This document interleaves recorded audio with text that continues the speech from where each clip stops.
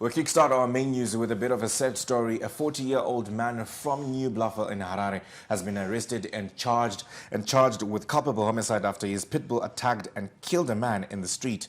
Mike Mupinga was picked by the police following the incident, which resulted in the death of Samuel Machara, who was aged 39. Reports are that the Pitbull was roaming in the street when it attacked Machara.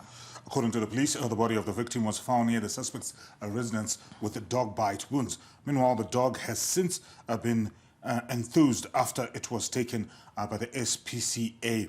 The dog put down there, and unfortunate incident. And the SPCA report say the dog's initial assessment showed signs of neglect, confinement, and poor socialization of the dog in question, and they've since cautioned the public breeding and crossbreeding dangerous against breeding and crossbreeding dangerous dog breeds. Now, this has reignited debate over the keeping of such breeds in residential areas. Pitbulls have been banned in several countries such as Denmark, UK, due to concerns over their aggressive reputation and history of being used in dog fighting. Some dog enthusiasts argue that it's not the breed, but rather the environment and training that influence a dog's behavior. Now, that's a sad story. A very sad, very sad story, and unfortunate. Our thoughts and prayers there go out to the Machara family. Machara family who lost their loved one. And I think this has sparked a lot of conversation and debate, specifically on social media, which is where I think most of late yesterday it was the trending story. And,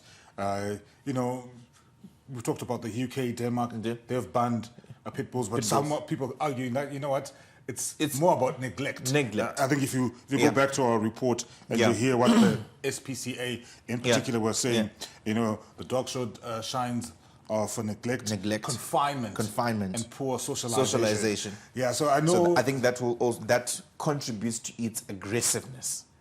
Yeah, and I think if you have such an aggressive dog, I think, especially for example, whatever breed, not even just specifically looking at Pitbull. I think if you have a dog and maybe the primary purpose is for security, I think you also then have an added responsibility to make sure that it just doesn't randomly attack people. Because I know some keep dogs as pets, just for the kids to play around with. Some keep dogs as a security measure. But I think whether it's a pet or a security dog, just make sure that it's not just roaming around. Of course, around the streets. It can't just be roaming around. And I hear people. I had some claims that the wall was too short, that the dogs could easily climb over the walls, and that, of course, would endanger the general public.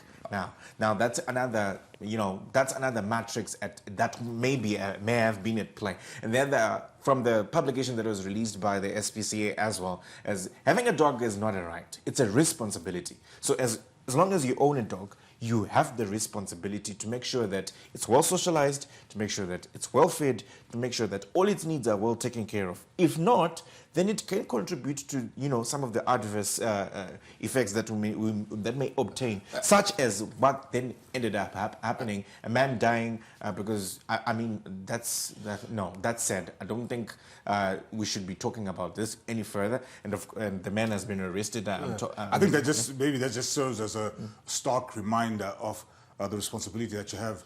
This man now charged with culpable homicide. So what we will do as Morning Rush, I think our team will chase up the story, go to Bluffel, and maybe speak to the residents around there, get more information.